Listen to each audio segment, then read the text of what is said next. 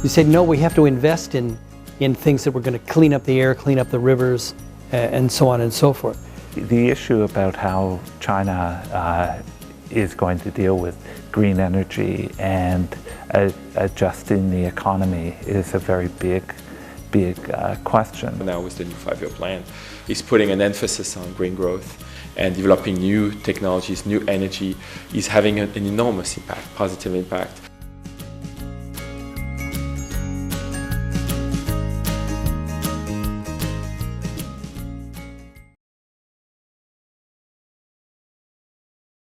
I think green is critical, and the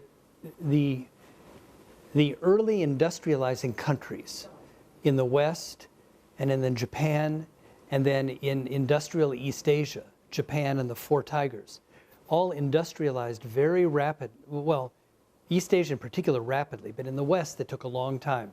But they polluted their environments. They did not pay attention to the environment, and then later they said, we're killing ourselves. We have to clean up our environment, and we have to have green, sustainable development.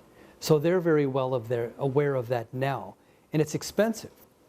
You have to clean up the mess you made, and then you have to use possibly more expensive means to continue your economic development. It would be cheaper to just throw stuff in the river, pollute the air. You said, no, we have to invest in things that we're going to clean up the air, clean up the rivers, and so on and so forth. So I think, again, it's very wise for President Xi and your government to pay attention to that. Well, I think that the entire conference was talking about green in a very deep and sophisticated way. Green refers to the fact that we now live in a planet with 7 billion people, and that there are far more people than our society can support on this planet. So all nations are beginning to get very conscious about their need to think about their use of resources and their use of precious things like air and water. So I think it's fitting and appropriate that the new president includes this as one of his central ideas. I think that means the next 5-year program, the 13th from next year, will be more about implementing effective policies, because still China's cities have poor air quality, water is a problem, and China's environment is still having a heavy burden from rapid industrialization. So because this impacts on people's living and well-being, so it's very important that they feel the environment is being paid attention to. One of the things that I, coming from Denmark, admire China for is the implementation. Sometimes it's relatively easy to make long-term plans on what to do on the energy supply and what to do in the environment and so on. But very often it's the hard time is the implementation to bring it into the world and bring into reality from having the plans. And this is where I see that you are very efficient and very good in China to do this. So I very much appreciate that you're also looking this way towards renewable energy and decreasing the dependency on imports of oil and so on. And I am very confident the approach you have, because I think you're very efficient in the implementation of your goals.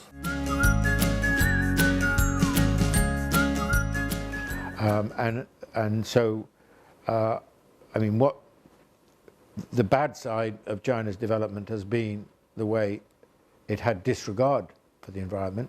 The good side of Chinese development is that the Chinese leadership seem very determined to change that situation, recognize the crucial importance of global warming, and recognize that something needs to be done about it. And you can see this in the way in which they promoted the solar panel industry, wind turbines, electric cars, electric scooters, and so on. The issue about how China is going to deal with green energy and adjusting the economy is a very big question. From my point of view, and I think many other people's point of view, the biggest global problem is a coordination problem, or an assurance problem that if China is going to advance its green energy policies, that other countries also do so. It fits more broadly with the idea that a green priority in the economy can be a positive win-win opportunity for everyone. In fact, the fact that China, under the new 5-year plan now, is putting an emphasis on green growth and developing new technologies, new energy, is having an enormous impact, positive impact. In fact, it's both the fact that China did all this and the US came on board that made the COP21 possible. And so I think China is having an enormous role in developing of wind energy, sun energy, and all kinds of new energies. There's also a lot of efficiency gains that can be obtained in China. What's good is that it's good for the world, but it's also what the Chinese public is expecting, because it's solving both global climate and issues of pollution at home. So I think the emphasis is right. What China is planning to do under the new plan, next 5-year plan, is really a milestone, not just for China, but for the world. Okay? So as you know, China is aiming to have blue skies and blue water as part of its strategy.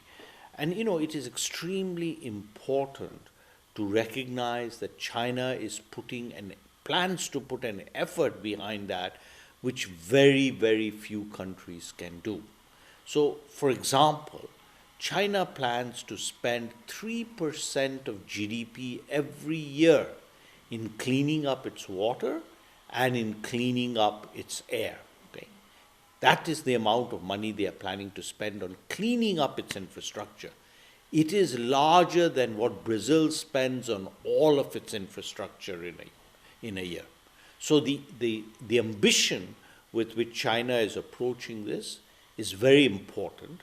But as you know, by looking at the sky here, etc., it is much needed. And it is very important, not just for China, but because it's also very important for the planet.